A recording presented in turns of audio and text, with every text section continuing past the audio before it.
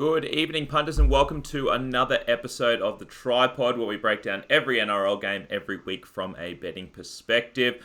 And I'm back. Jacob took care of business last week with me gone. I was out of reception all weekend long, which was bad because I couldn't watch the footy. But I've caught up on all the footy, and at least I got back to see that our Panthers to win the minor premiership bet that we gave out at $7 is now into favourite. So all in all, a good weekend, but I've drunk enough wine for about a year. Jacob, how you feeling, mate?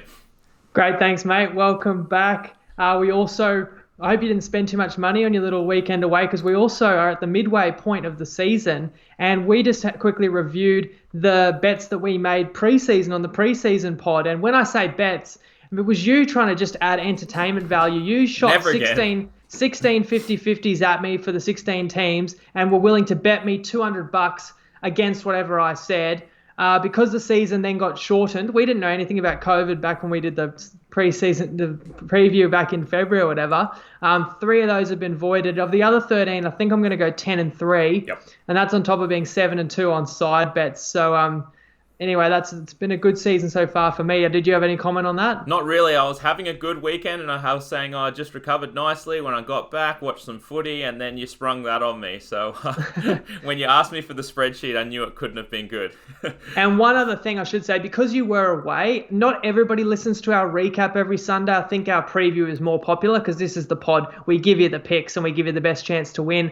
But it was a special edition. I got Clarkey from Clarkey's Rugby League column, and we didn't just talk about round 10. We discussed all 16 teams and their prospects for the second half. So if you're interested, that's worth going back and listening to as well. But of course, here we are tonight. We're over the halfway point, and we're ready to review round 11, and we are on a 63% winning clip moving into the second half of the season, which is fantastic.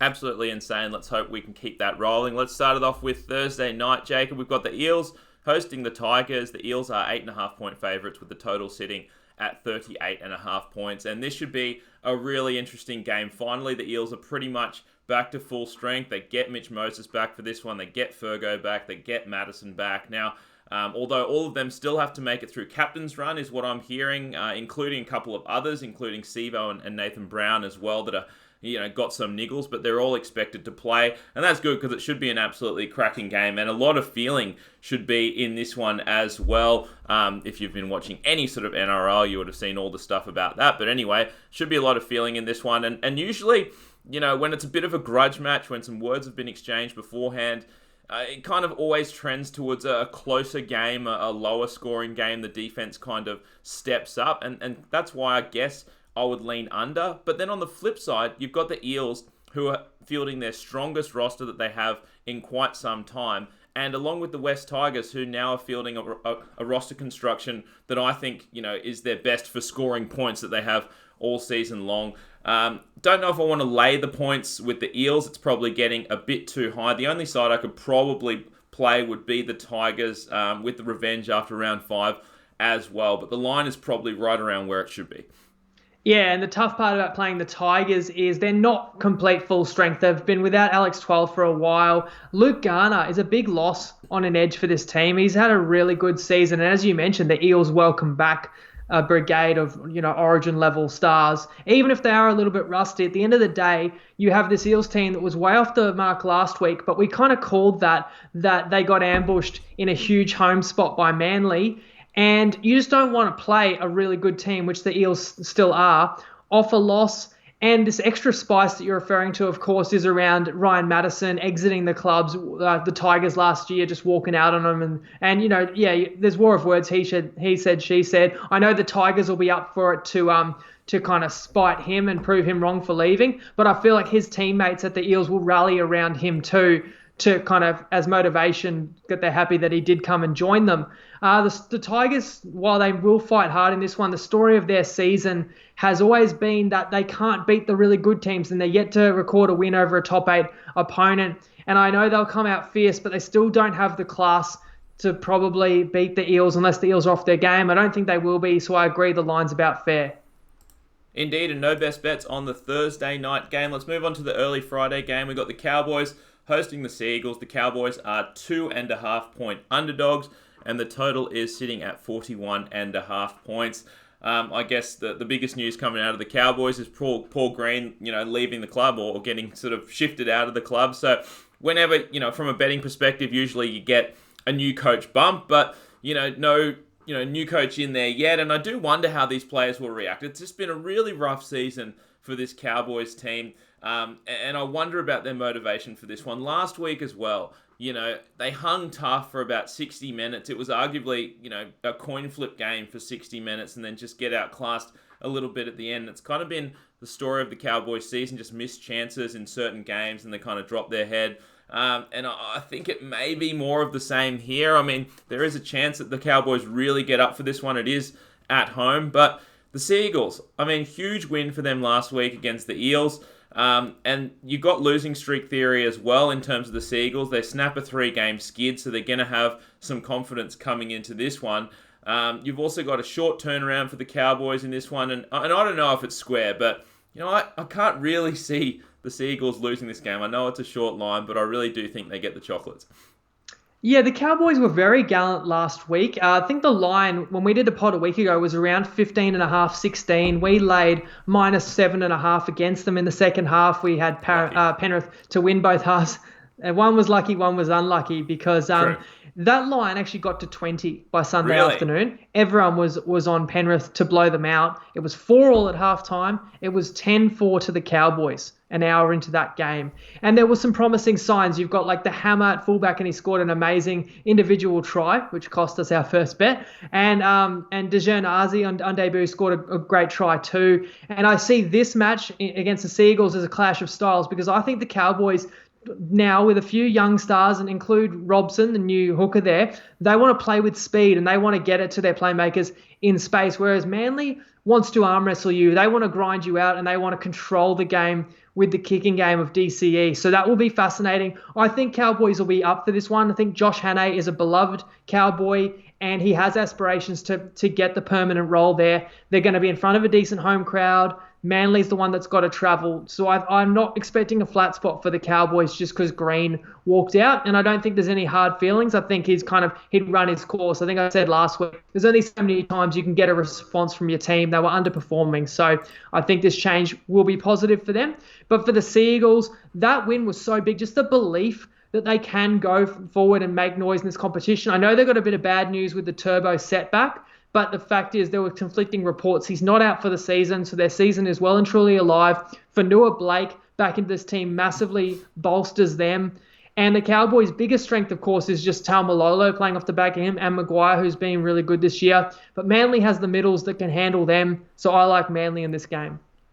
Yeah, we do, and a lot of people will make a lot of fuss about Manly getting doubled up in metres gained in the second half of that one, fatigue and all that kind of stuff, but I really do think when you have a massive lead like that and the Eels are charging at you, it's tough to not get outgained in the second half. We've got one best bet on the game. We are making ourselves a mechanical Manly -2. It ends up being $1.88. You're going to put your main stake on Ladbrokes and on Neds with the $2 lines, -2.5, and you're going to put your mini stake on Manly to win the game by exactly 2 on Bet365.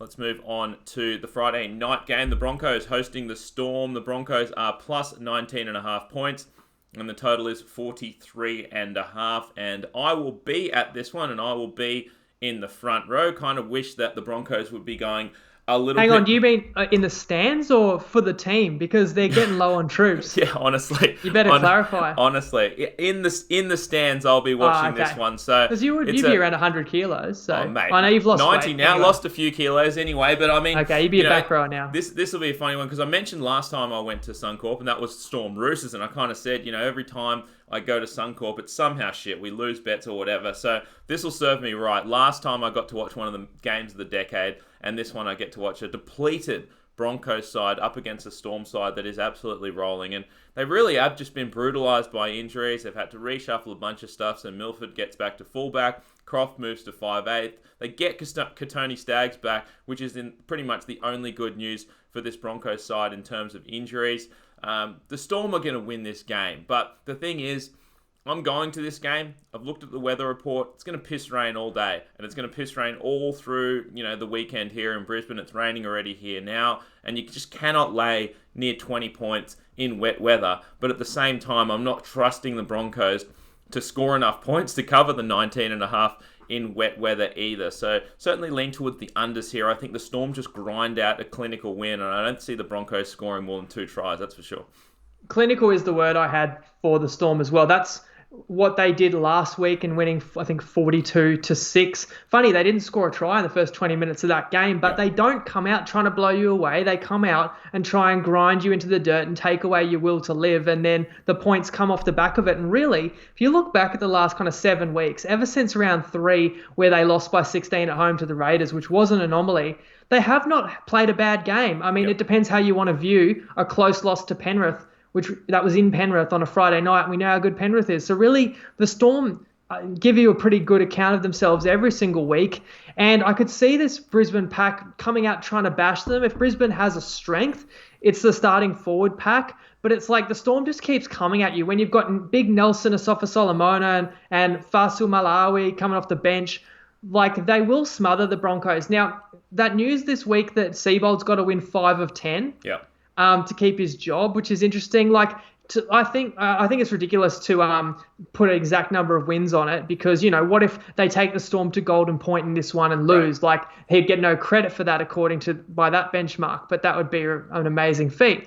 But it's funny, they've got Sportsbet already has a market out. It's called the Job Keeper Market, and it's the Broncos to win 5 of their last 10 games or more. What's the odds? What do you reckon they should be? $4. $5. Yeah, because I'll tell you who they got in their last 10. They've got the Storm this week. They've got to play the Raiders in Canberra. They've got the Panthers. They've got the Eels, and they've got the Roosters. So you've really got almost. You've got to say they've got to win 5 out of 5 of the other ones. Now, Milford is to fullback. I've seen this before somewhere. Oh, yeah, it was the first week of the finals last year. Let me know how that turned out when they panic moved Milford to fullback. You got Croft in as like the saviour or the wheel to steer the ship around, and he's a natural 7. You're going to play him at 6. Now Dearden gets his first start at 7. Good luck, mate. Talk about being thrown to the wolves. So it's like, they while they might match the Storm early because they in front of their home fans, you'd think they have to show some life and some heart. They just don't. They really don't have a chance in this game, and it could get ugly late. Indeed it can. That's why we are only taking one best bet for this one, and it is no try in the first 7.5 minutes.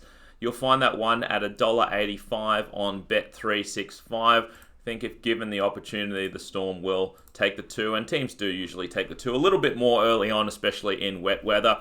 As would Brisbane. If Brisbane got a penalty, I think they'd take the 2. And let's talk about that market, because 2 or 3 years ago, we were feasting on that market. We would take any match that had a total below 40. If there was a sniff of rain, if we liked the teams defensively, and we thought, and especially there was that season in like 2018 where the penalties were getting blown galore and teams were taking the 2, and you milk 2 minutes off the clock and take yourself out of attacking territory. And every bookie had no try first 8 minutes, yes or no at $1.90. And we were just smashing the no. We had many, we were winning well over 60%, just getting them in the right spots. You look now, it's always massively juiced to the no. And if anything, the footy is more attacking. So we aren't able to, that's just an example of how the bookies do get smarter over time if you're fleecing them for that long. So it's rare that we can get it, but the total is higher in this match because the Storm's expected to blow out Brisbane. And we're not saying they won't. We're just saying Brisbane can hold on for 7 minutes and 30 seconds. And you make a good point, because a lot of people have asked me this season, you guys used to give out a lot of no try in first 8 minute bets. Why don't you now anymore? And that is, you pretty much summed it up quite well there, Jacob. Moving on to the Warriors hosting the Roosters. The Warriors are 24.5 point underdogs. The total is 44.5 points. And that is the biggest line of this season, I believe. And so it should be, I guess. The Warriors got absolutely pumped last week by the Sharks, and the Roosters, as we know, or I don't think anyone would argue, they are still the best team in the comp despite losing last week. Now, it's kind of a rough spot here to go against the Roosters. You don't love playing against the best side in the comp off a loss, off a long turnaround, but the line is getting to the point where, it's just a little bit too high. And look, this Warriors side, we thought that last week might be the week that they turned up and, played for the boys that are heading on home. I know Parsi's not going to be playing in this one, but, the wingers Fusatua and Mamalo are going to go home after this game. So, given the fact that they got absolutely slammed last week, it makes me think that they're going to put in a better effort for those boys this time around. They are at their Australian home ground in this one. And look, the Roosters still aren't full strength. On top of losing a few guys earlier on in the season, you miss Angus Crichton for this one. So, it's not huge losses, but still sort of cluster losses in those forwards. And look, in terms of the Warriors' performance last week, I know that they got smoked on the scoreboard, but I rewatched that game, and the Warriors were in that, and they had multiple opportunities in the first half, just couldn't quite string it together and score tries. And it's kind of similar thing that what's happened to the Cowboys this season, is where you miss those first few opportunities, you drop your head, and then you get blown out. So I think if a few things went differently and they converted a few more of those opportunities earlier on, I think the final score would have been much different.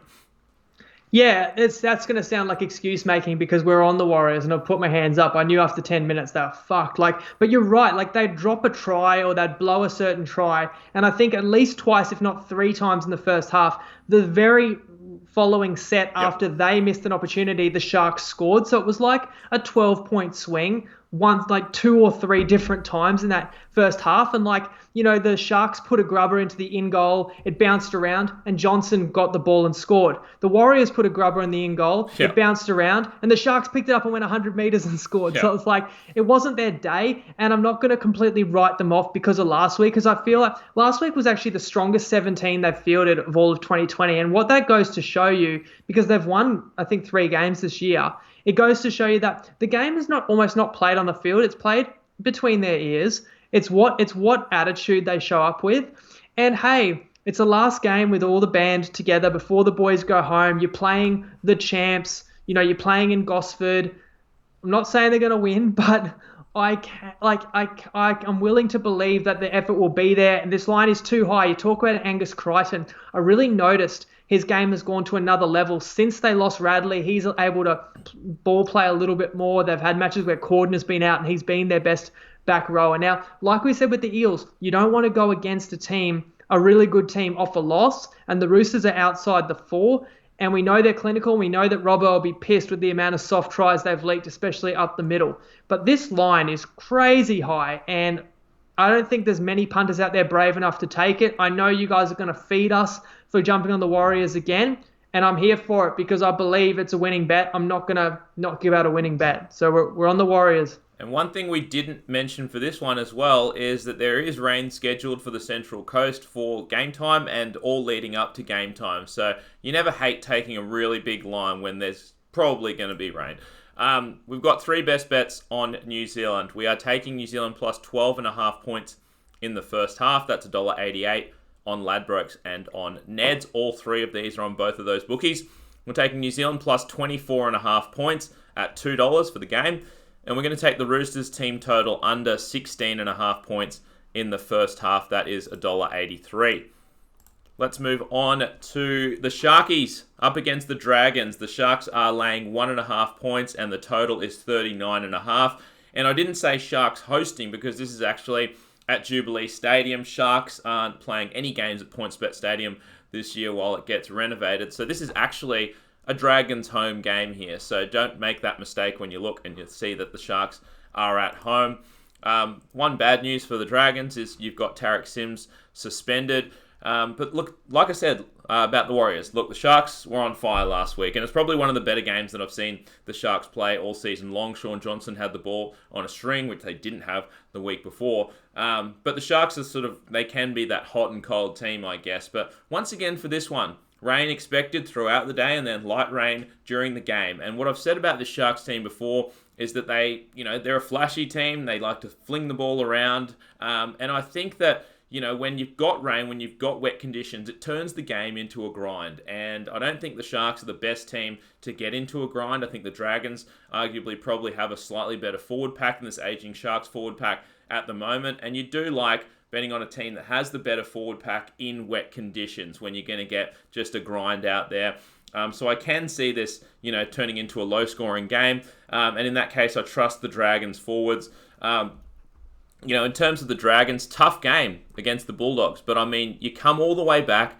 You get a late win, comeback victory, and I think that's going to add some confidence to them. They really do believe now. I know they've had a few wins against lowly opposition, but that starts to get you to believe that you can actually make the 8. They're playing with some confidence now, and I think at this short number, Dragons at home, technically, should be able to keep it close and get the win. What a turnaround it's been since round 5 these two teams played. We actually were on the Dragons, the winless Dragons, back in round 5, and they were quite big underdogs. They won outright. But those two teams met in round 5. They had 1 win between them from the previous 8 rounds. Since round 5, they have 7 wins between them from a combined 10 games.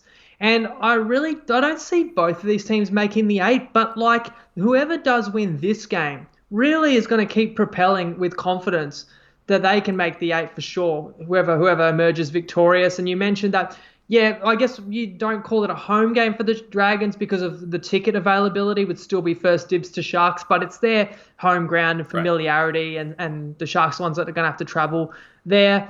And I don't think the Dragons will be overconfident in this one just because they beat them in the first time around. The Dragons are lower on the table and certainly can't afford to take anyone easily. Look what happened last week. From being 10-0 up, they were pretty ordinary for the middle period of that game, conceded 22 straight. But you will get confidence from a comeback win. And this team had no confidence 2 months ago. And look at them now. And I agree, Paul Vaughan is the best front rower in this match.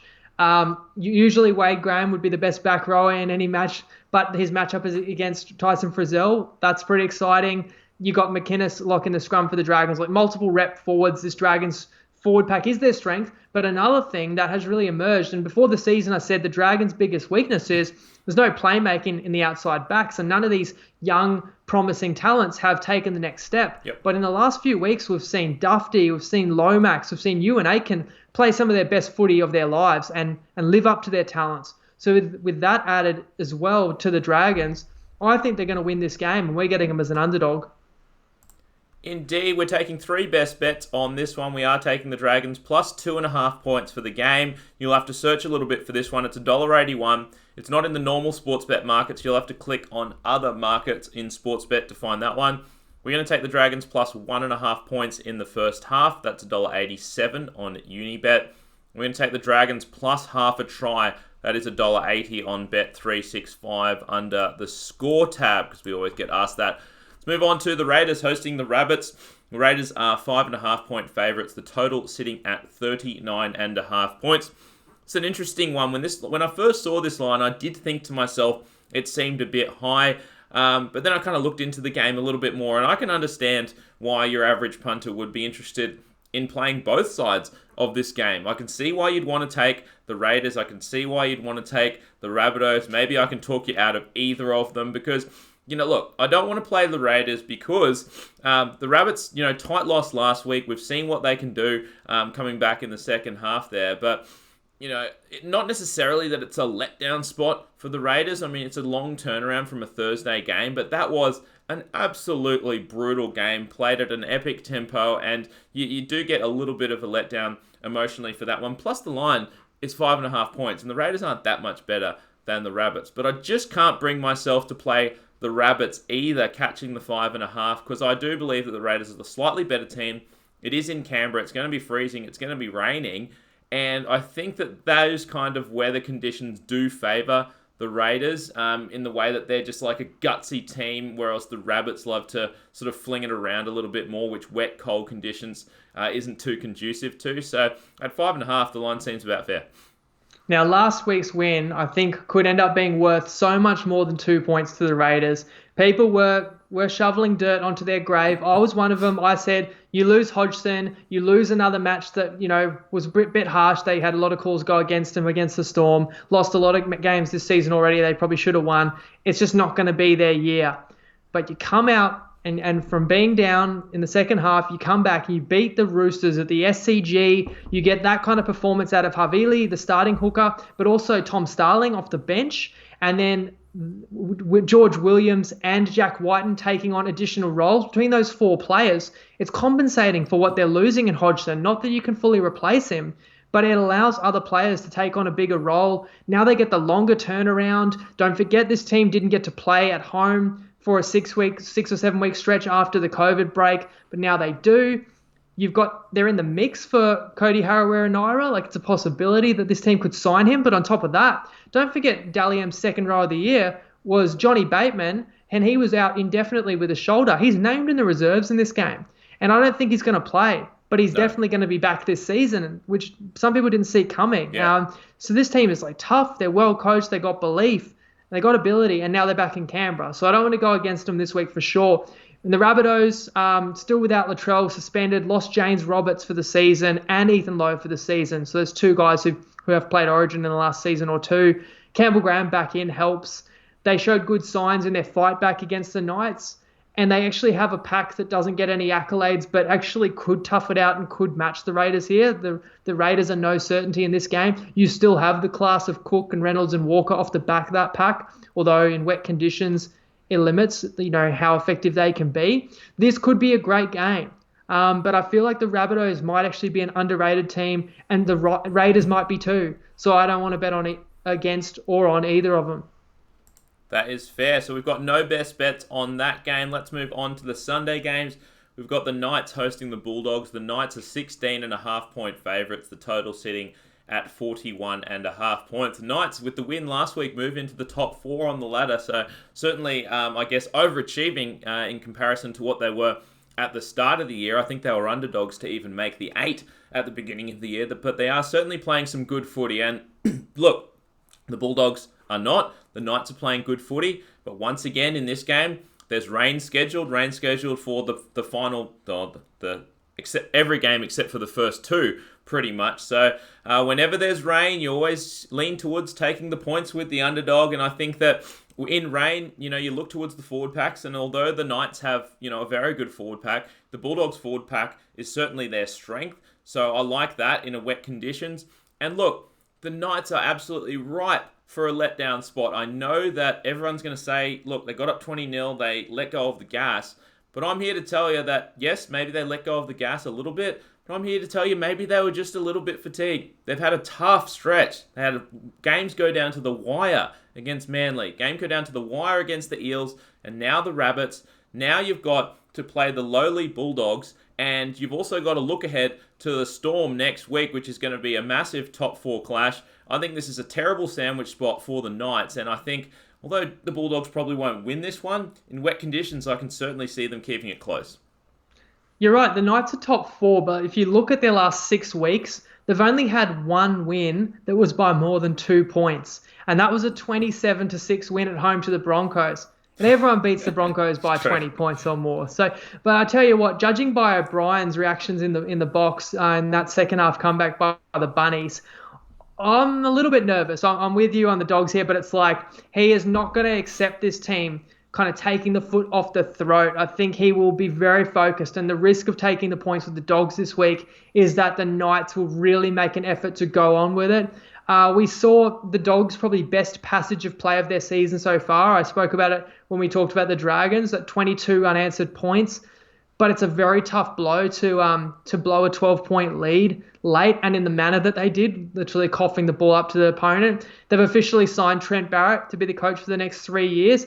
And some people have said like it's not a very attractive job, but this team has quite a few solid players and quite a few young players. I don't think things are as bad as they appear, especially with all the salary cap room that they've got. But this team fights hard, honestly. Like, they do. To look at the ladder and say they've got 9 losses out of 10, and there's no other team that even has 8 losses, and they're by far and away at the cellar of the ladder, would make you think that they're just nowhere near anybody else. But it's not true. I think they've lost some close games and they've had a little bit of hard luck, and they just don't have the halves to steer them home to a close win. But can they be competitive?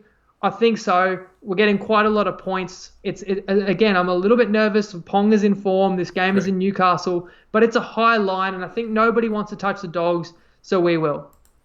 We will. Not in the Mitchell Pearce way. I didn't even think of that until you said it. All right, we're taking a couple of best bets on this one. We are going to take the Bulldogs plus 8.5 points in the first half. That one's $1.88 on Ladbrokes and Neds. And then we're going to make ourselves a mechanical Bulldogs plus 18.5. It's going to end up being $1.80. Our main stake on the $2 lines on Ladbrokes and Neds plus 16.5. And then 10% of our stake on the Knights to win exactly by 18. You'll find that one at $19 on BetEasy. And the final game of the round is the Titans hosting the Panthers. The Titans are plus 15.5 points with the total sitting at 43.5. Nearly identical lines and totals to the previous game that we talked about. And to be honest, I think that, kind of tells you where I'm leaning in this one, because I think that the Panthers are definitely slightly better than the Knights. The Titans are probably equal to the Bulldogs, and the Titans are at home in this one. And look, I love the Panthers. We gave them out to win the minor premiership a number of weeks ago. They haven't lost since then, and they're sitting number one on the table. And I probably jinxed it, to be honest, because back then they just lost Tor, and I kind of said they've got this huge stable of outside backs. They can, sustain all these injuries and they'll be absolutely fine. Now you lose Fare. Now you lose Dylan Edwards as well. And you lose Api Coruscant, who not only, I think, has elevated this Panthers team to another level in attack, but he's also made the most tackles out of any player in the NRL this season. So, look, it's big losses for this Panthers side, and although they probably still get the win, the Titans are at home here. I think that you could call the Panthers win last week when I talked about the Cowboys a little bit of a phony 12-point win. I know with a late try, but that game was pretty even for a lot of that game. I know Titans lost to the Storm last week, but everyone loses to the Storm. And look, the score blew out late. I think you could say that both of these teams' scores last week weren't quite indicative of, how close the game was. Look, the Titans game, I think, was 24-6 with 14 or 13 minutes left, and then the Storm scored 3 late tries. On top of that, the Titans bombed a number of chances. You were talking about, the Sharks game with teams throwing through grubbers and getting it down and not, and then the Titans just bombed some absolute sitters. So, look, the Titans are garbage, but they're at home here. It's a high line. Once again, you've got rain all day, and that lands me on the underdog. I tell you what, mate, you better be doing your rain dance on the weekend. You've promised the people rain just about every game, and we're on a lot of these underdogs. I know exactly what will happen. It'll piss rain for the Broncos game when I'm sitting at the front row, and then it'll be a drought. The rest of the time. It'll be a drought for the rest of the weekend. Yep. You mentioned Panthers outside backs, and on top of that, it's Charlie Staines, who could be an upcoming superstar. He's not available, I think, because of the COVID. Corona, The precautions, well, he breached it with a number of guests that he had to his house after his debut, and I believe he's not eligible to play, and this would have been the perfect game for him to get a run at fullback, but instead It'll be Caleb Aikens. And saying that, they're still more than capable, of course. They showed maturity in grinding out a Cows win, and I think I'm probably was guilty of this as well, just looking at the Panthers as a very deep squad and a young, talented squad, but you don't look at them as a team that has the superstars that, when you look at the Roosters and you see Teddy and you see Keary, or the Storm, you see Smith, you see Munster. But we need to start thinking about Nathan Cleary in the same way, because he right now is one of the best players in the competition, full stop. And Coruscant's not far behind when you combine leading the comp in tackles to the way he's playing. I understand he's out this week, so that's quite a big loss. The Vicious Fish is on another level this year, and I don't even think Kikau has really busted out this season like he can. Look at the Titans. I agree with you. I don't take a lot away from them for that Storm loss, because the Storm never really gave them a chance. The Storm's such a clinical side. We know what Panthers are capable, so it's going to come down to how the Titans, I guess, show up for this one and what I like. I don't really want to back on the Titans too often. We haven't backed them many times this season. We did take them to upset Brisbane, but rarely we're on them. But they get a 9-day turnaround versus a 7-day turnaround. They get to play at home. And it's very rare that Channel 9 is coming to the Gold Coast for a game. So they're on the Sunday Arvo footy primetime game. The Titans aren't used to that. I think they're going to give the best account of themselves that they can. As we said, the Panthers are not full strength. We're getting quite generous lines. So once again, we're on another ugly duckling. We're going to be on the Titans. Indeed we are, and it's exactly the same bets as we had on the previous game. We're taking the Titans plus 8.5 points in the first half. That's $1.88 on Ladbrokes and on Neds. And a mechanical Titans plus 18.5 is $1.80.